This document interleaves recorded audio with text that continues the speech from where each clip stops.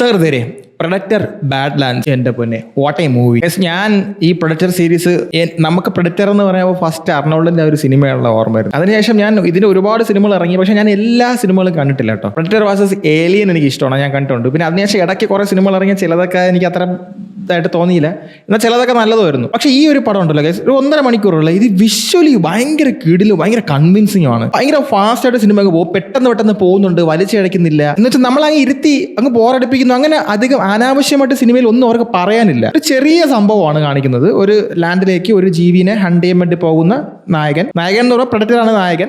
അപ്പം അവരുടെ ട്രൈബിന്റെ അവനൊരു റിവെഞ്ച് ഉണ്ട്.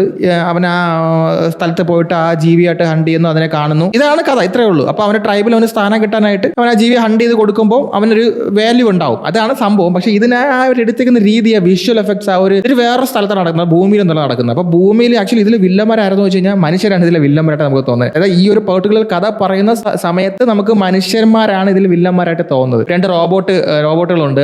അവരാണ് ഇതിലെ നായകികൾ. 2 പേരുണ്ട്. ഒരാൾ നെഗറ്റീവ് ഷെയ്ഡാണ് ചെയ്യുന്നത്. പക്ഷെ അത് കൊള്ളാം, ആ ചെയ്തേക്കുന്ന സാധനം. പിന്നെ അതിലൊരു ചെറിയൊരു ജീവി ഉണ്ട് കേട്ടോ, അത് ചെയ്തേക്കുന്നത് ആ ഒരു കുഞ്ഞു ജീവി, ഒരു കുരങ്ങനെ ഇരിക്കുന്നത്. It was good. നല്ല മൂവി, കാണാൻ നല്ല രസമുള്ളൊരു സിനിമയാണ്.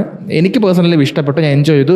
പക്ഷേ എനിക്ക് 3D ഈ സിനിമകൾ കാണുന്നത് വരെ താല്പര്യമില്ല. ഞാൻ കണ്ട തിയേറ്ററിലൊന്നും 3D അത്ര ക്വാളിറ്റി ഇല്ല. അപ്പം നല്ല 3D സിനിമകൾ, നല്ല 3D ക്വാളിറ്റി തരുന്ന തിയേറ്ററിലാണ് നിങ്ങളിത് കാണുന്നത്, ഒരുപാട് കുറച്ചുകൂടി ഇഷ്ടപ്പെടും. അല്ലെങ്കിൽ 2D കാണാനായി പ്രിഫർ ഇങ്ങനത്തെ സിനിമകൾ. എനിക്ക് ഇതൊന്നും കാണാൻ 3D ഒന്നും വേണ്ട. എനിക്ക് 2D നല്ല സൗണ്ട് എഫക്ട്സിൽ കണ്ടാൽ എനിക്ക് സന്തോഷമായി. എനിക്ക് അടുത്തൊന്നും വരണ്ട. അപ്പം ഞാൻ കണ്ടിട്ടുള്ള ഞാൻ വെനം എന്ന് പറഞ്ഞ സിനിമ കണ്ട് വെറുത്തു പോയതാണ്.